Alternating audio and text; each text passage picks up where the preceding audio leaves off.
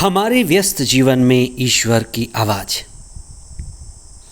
जो भी सोने जैसे दिखता है, जो भी चमकता है, वह सोना नहीं होता। सोने के नाम पर सोने में भी कई मिलावट होते हैं, कंकड़ पत्थर।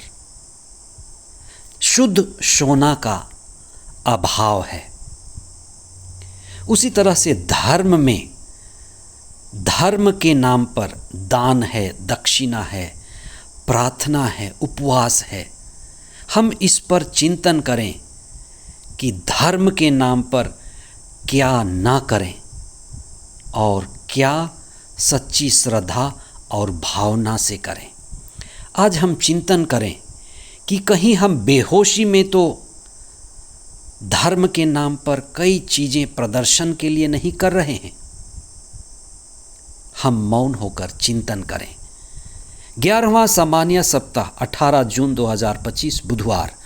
पहला पाठ कुरिन्थियों के नाम संत पौलुस का दूसरा पत्र अध्याय 9 पद संख्याएं 6 से 11 तक और संत मत्ती का सुसमाचार अध्याय 6 पद संख्याएं 1 से 6 तथा 16 से 18 तक।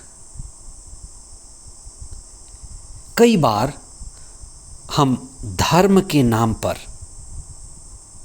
जो दान देते हैं, दक्षिणा देते हैं, प्रार्थना करते हैं, उपवास करते हैं, इसमें सच्ची श्रद्धा और सच्ची भावना की कमी होती है और ये दिखावा, आडंबर और प्रदर्शन मात्र हो जाता है। आज हम इस पर विशेष चिंतन करें कि कैसे सोने को शुद्ध किया जा सकता है।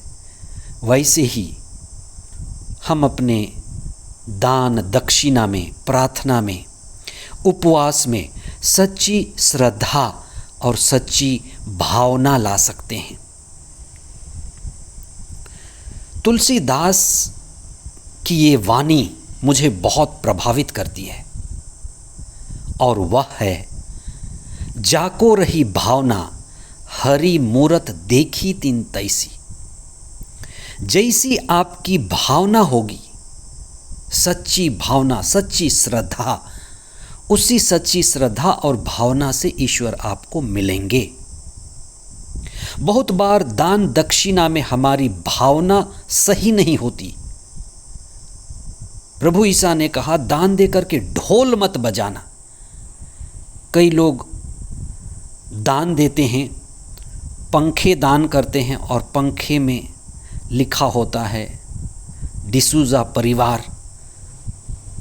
कूलर दान देते हैं, कूलर में लिखा होता है जॉन और परिवार। अलमारी दान देते हैं और कई सारी चीज़ें दान देते हैं और वो हमारे लिए एक अहंकार का कारण बन जाता है। प्रभु कहते हैं, तुम्हारा एक हाथ दान दे, दूसरा हाथ को पता ना चले, गुप्त रखना। दान देने की सच्ची भावना ये है, दान देने वाला यह समझता है कि जो भी मैं हूँ, जो भी मुझे मिला हुआ है, सब ईश्वर से मिला हुआ है, ईश्वर का है। इसलिए मेरी जिम्मेदारी है कि मैं भी दान दूं। दान देना मेरा धर्म है और मैं इसलिए दान देता हूं क्योंकि ईश्वर ने मुझे दिया है और जब मैं देता हूं तो ईश्वर मुझे और देता है। ये सच्ची श्रद्धा और भावना है। कई बार हम प्रार्थना करते हैं और प्रार्थना वास्तव में ईश्वर से जुड़ने का समय है, एक होने का समय है। ईसा कहते हैं कि तुम एकांत में प्रार्थना करो। लेकिन कई बार प्रार्थना भी सामूहिक स्थानों में, गिरजाघरों में, समुदायों में एक बाधा बन जाती है। आज के ज़माने में महापुरोहित, महागिरजाघर और छोटे समुदायों में भी एक बीमारी आ गई है। हमने शांत स्थानों को बाजार बना दिया है। शांत माहौल को ख़त्म कर दिया है और बहुत कम लोग इसके बारे में बोलते हैं। आप इस पर चिंतन करें। आज सोशल मीडिया का ज़माना है। शादी, विवाह, संस्कार, पूजा पाठ लोग मोबाइल लेकर के रिकॉर्ड करने में, फ़ोटो निकालने में, उनको भेजने में ये प्राथमिकता है। इसलिए क्या कपड़ा पहने, इसलिए प्रार्थना के स्थान भी फैशन परेड के जैसे शांत माहौल, प्रार्थना के माहौल को भंग करने वाले बन गए हैं। कौन इसके विषय में बोलेगा? कौन इस पर कुछ कायदे कानून लाएगा? हमें चिंतन करने की ज़रूरत है। उपवास का अर्थ है प्रभु के निकट बैठना, प्रभु से जुड़ना। ये व्यक्तिगत है, लेकिन कई बार उपवास में अहंकार आ जाता है, दिखावा बन जाता है। कई बार तो हम घोषणा करके उपवास करते हैं। इसलिए प्रभु ईसा ने बहुत महत्वपूर्ण बात कही कि तुम अहंकार से बचो, प्रदर्शन से बचो, बेहोशी में जो दान दक्षिणा, प्रार्थना और उपवास करते हो उससे बचो। होशपूर्ण, सच्ची श्रद्धा, सच्ची भावना से अपने पिता ईश्वर के पास आओ। ईसा बार बार कहते हैं कि ईश्वर जो अदृश्य है सब देखता है, तुम्हारे दान देने को भी देखता है। इसलिए ढोल मत बजाओ। ईश्वर जो एकांत को भी देखता है, तुम्हारे प्रार्थना को देखता है। प्रदर्शन से बचो। ईश्वर उपवास को देखता है क्योंकि अदृश्य को वह देखता है।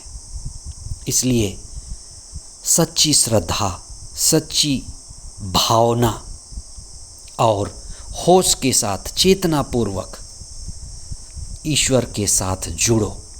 जिस तरह से सोने में मिलावट है, उसी तरह से जो हम प्रार्थना करते हैं, प्रार्थना के नाम पर संस्कारों से जुड़ते हैं, उसमें भी सुधार की ज़रूरत है, शुद्धिकरण की ज़रूरत है, सच्ची श्रद्धा और भावना की ज़रूरत है। आप कुछ समय मौन होकर प्रभु के दिव्य वचनों पर चिंतन करें और अपने आध्यात्म में भी, विशेष करके धर्म के प्रदर्शन में, हम व्यर्थता से बचें और सच्ची श्रद्धा और भावना से प्रार्थना करें। आमीन।